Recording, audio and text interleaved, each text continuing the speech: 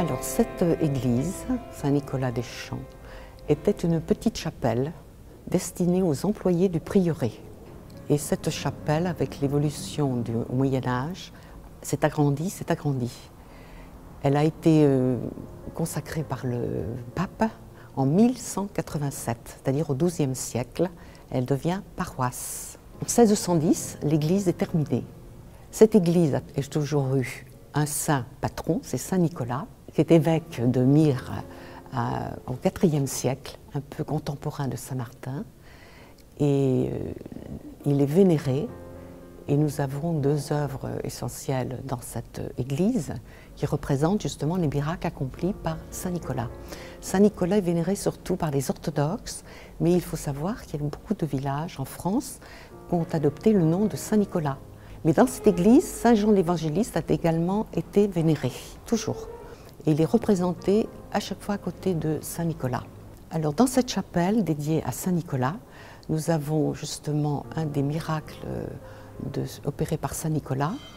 Le premier, qui se trouve au-dessus du tableau de l'autel, qui est dans la prédelle de Fra Angelico, ce sont ces trois jeunes filles que Saint Nicolas, évêque de Myre, en Turquie, au IVe siècle, a dotées pour éviter qu'elles ne se prostituent. Ensuite, il a aussi accompli des miracles auprès des marins. C'était grand protecteur des marins et puis de ces petits-enfants qui ont été sauvés des mains du charcutier. On ne sait pas si c'est une légende ou si c'est vrai. Mais en tout cas, que ce qui concerne les marins, c'est exact, puisque ce sont des marins italiens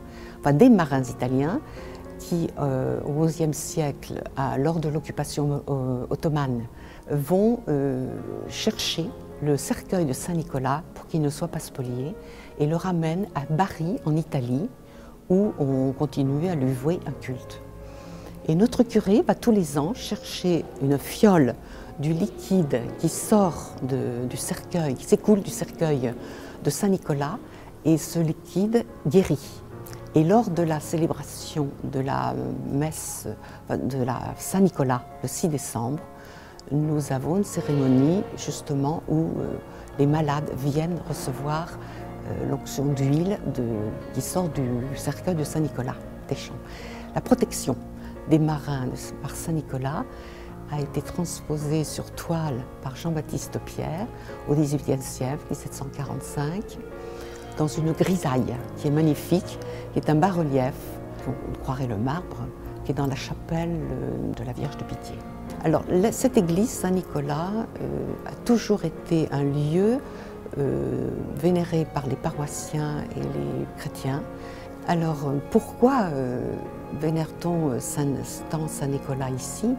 C'est vrai que c'est un saint surtout vénéré par les orthodoxes, les pays de l'Est, mais moi-même ayant eu une maman alsacienne, Saint-Nicolas m'était très familier parce que grand-mère et puis la famille alsacienne célébraient Saint-Nicolas et nous envoyaient des pains d'épices, des images de Saint-Nicolas. Vous voyez, on n'a jamais fait réveillon. Tant qu'on a été enfant, c'était la Saint-Nicolas.